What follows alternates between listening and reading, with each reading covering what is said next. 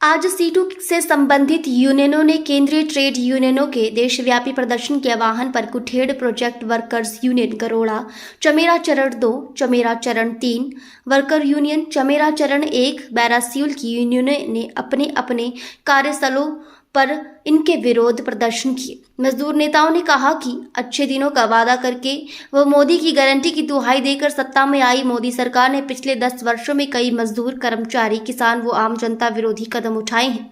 किसान मजदूरों व मेहनतकश लोगों को भारी कठिनाइयों का सामना करना पड़ा। केंद्र सरकार की जन विरोधी नीतियों के चलते देश में बेरोजगारी, महंगाई, भ्रष्टाचार व खाद्य असुरक्षा पैदा हुई। वहीं नव उदारवादी नीतियों के चलते शीर्ष 1% की आय हिस्सेदारी में लगातार वृद्धि हुई, जबकि निचले 50% की आय हिस्सेदारी में तेजी से गिरावट आई। वास्तव में भारत के शीर्ष 10% अमीरों के भीतर भी धन का जबरदस्त संकेंद्रण जारी है। भारत के कॉर्पोरेट जगत पर राज करने वाले कुख्यात 5 बड़े समूह, जिसमें रिलायंस समूह, टाटा समूह, आदित्य बिरला समूह, अडानी समूह और भारती टेलीकॉम, इन 5 समूहों के पास भारत की गैर वित्तीय संपत्ति का 20% से अधिक हिस्सा है। गरीबों के संसाधनों को छीनकर अमीरों के हवाले किया जा रहा है। आज शीर्ष 1% आबादी के पास 40.5% संपत्ति और सबसे गरीब 50% आबादी के पास सिर्फ 3% संपत्ति है। पिछले 10 सालों में मोदी सरकार ने पूंजीपतियों का 17 लाख करोड़ का कर्जा माफ किया और किसानों का कुल कर्जा जो 18 लाख करोड़ है उसका 1 रुपया भी माफ नहीं किया। मजदूर नेताओं ने कहा कि मोदी सरकार अपने तीसरे कार्यकाल में 4 श्रम संहिताओं को लागू करने के लिए उतारू है। आजादी के पहले और बाद में मजदूरों के संघर्षों और कुर्बानियों से बने 44 श्रम कानूनों को 4 विरोधी श्रम संहिताओं में बदल दिया गया, जिसमें 74% मजदूर सामाजिक व 70% उद्योग सुरक्षा कानून के दायरे से बाहर हो जाएंगे। पहले श्रम कानूनों में न्यूनतम वेतन की गणना का फॉर्मूला था, जिसके आधार पर न्यूनतम वेतन तय किया जाता था। श्रम संहिताओं में कोई भी फॉर्मूला नहीं है। पहले रोजाना काम के घंटे तय करने की शक्ति कानून में थी, अब ये शक्ति सरकार के हाथ में है। पिछले वर्षों में कई राज्य सरकारों द्वारा काम के घंटों को 8 से 12 करके मजदूर विरोधी फैसले देखे जा चुके हैं। श्रम संहिताओं में फिक्स टर्म रोजगार को कानूनी जामा पहनाया गया है। यूनियन बनाने की प्रक्रिया को जटिल कर दिया गया है। श्रम संहिताएं मजदूरों के मूल अधिकार, हड़ताल के अधिकार को कमजोर करता है।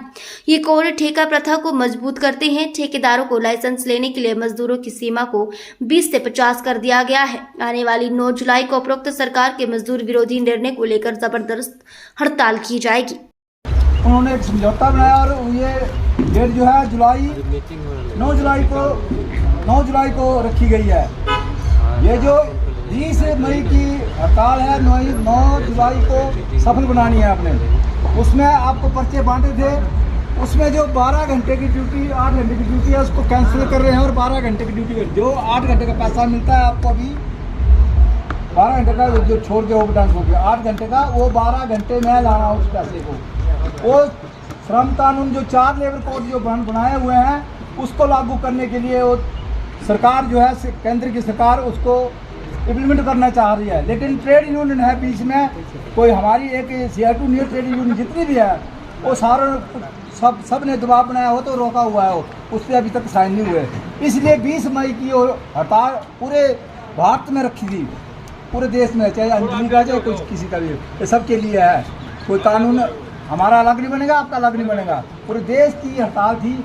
और 9 जुलाई को इसको आगे बढ़ाया हुआ, 9 जुलाई को ये पूरे देश के अंदर हड़ताल होगी, उसको कामयाब रखना है।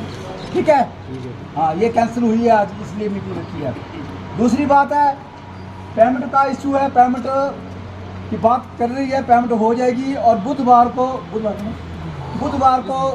अपना बोनस जो है, जिस बंदों का बोनस बच गया तो बुधवार को बोनस पड़ जाएगा। जो PRWTMR के बंदे उनका बोनस नहीं पड़ा है, ठीक है, वो इस वीक या बुधवार तक आ जाएगा। जो क्वांटिटी क्या है उनका पड़ गया ना, उनका एक ड्यू है और एक उनका ड्यू हो गया है। जब जो फाइनल होगा तो उसको जोड़ना पड़ेगा, हमारे बंदे बैठेंगे। अगर किसी का जुड़ा नहीं तो बोल देना वहाँ कि हमारा ड्यू भी है वो, ठीक है ना। एक आपका ड्यू है, बाकी इनका दो ड्यू है, इनका बुधवार को पड़ जाएगा। ठीक है, समझाइए मेरी बात।